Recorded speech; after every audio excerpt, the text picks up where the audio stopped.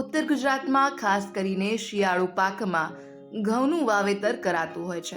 આજે આપણે જાણીશું કે ઘઉંના વાવેતરમાં કઈ રીતે ઉત્પાદનમાં વધારો લઈ નામ છે શકાય. ભરતભાઈ કે પટેલ, કૃષિ વિજ્ઞાન કેન્દ્ર મહેસાણા.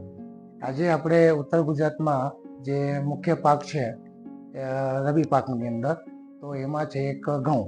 તો એની વાવેતરમાં શું ધ્યાન રાખી શકીએ જેથી કરીને આપણે વધુ ઉત્પાદન ઓછા ખર્ચે લઈ શકીએ. એમાં પહેલી વાત છે કે એનો વાવેતરનો સમય. એકચ્યુઅલમાં એનો વાવેતરનો સમય છે 10 નવેમ્બરથી 31 નવેમ્બર સુધી. પણ હાલનું જે વાતાવરણ એવું છે કે ગરમી દિવસના ટાઈમમાં વધારે છે અને રાતના થોડી ઠંડી પડે છે. પણ દેશી ભાષામાં વાત કરીએ તો જ્યારે ગોધરી ઉઠવાની જરૂર પડે ત્યારે આપણે ઘઉંનું વાવેતર કરવું જોઈએ. એટલે હજી થોડો સમય આપણે રાહ જોવાની છે.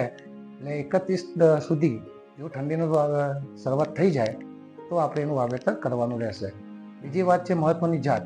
અત્યાર સુધી જે ખેડૂત ભાઈઓ જે છેલ્લી શોધાયેલી જાત છે એમાં GW451 જે ઉત્પાદનમાં બહુ સારું છે. અને ખાવાની વાત કરતા હોઈએ તો એની અંદર પણ જો ઝીંકનું પ્રમાણ અને લોહ તત્વનું પ્રમાણ સારા પ્રમાણમાં છે.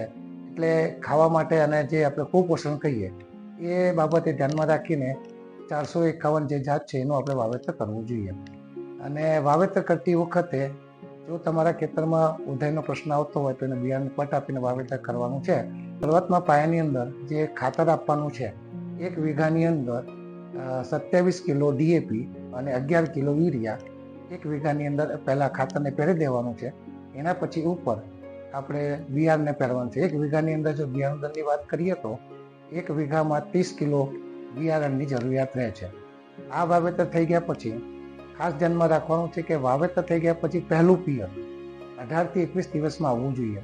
જો 18 થી 21 દિવસમાં પહેલું પિયત ન મળે તો 25 થી 30% ઉત્પાદનમાં ઘટ મારવાની શક્યતા રહે છે. એટલે ખેડૂત ભાઈઓએ ખાસ ધ્યાનમાં રાખવાનું કે કોઈ પણ જમીન હોય તો 18 થી 21 દિવસમાં પહેલું પિયત આવવું જોઈએ.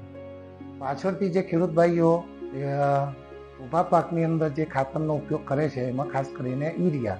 પણ એ યુરિયા કયા સમયમાં કેટલા સમયમાં આપવું એ મહત્વનું છે.